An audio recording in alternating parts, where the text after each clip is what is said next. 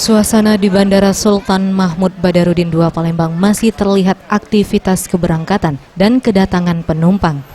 Menariknya di sela-sela kegiatan tersebut ada sejumlah anak-anak yang asik bermain dengan motor mainan yang didesain sedemikian rupa agar menarik perhatian anak-anak.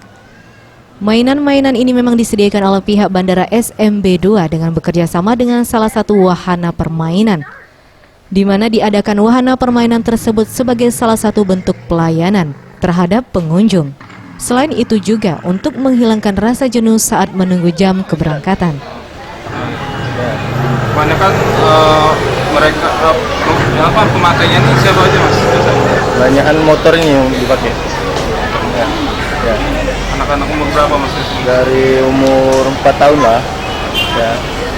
Kasih mas. Ya. Kayak mainan-mainan ini untuk anak-anak sangat mensupport ya. Kalau kita nunggu kan kebetulan saya delay naik 6R harusnya jam 3, ternyata sampai jam 5 sore nanti. Dengan adanya mainan kayak gini anak-anak jadi terhibur, dia nggak boring.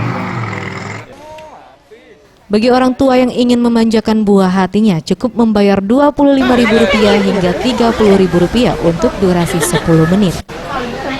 Selama memainkan wahana ini, pendampingan orang tua terhadap anak diperlukan.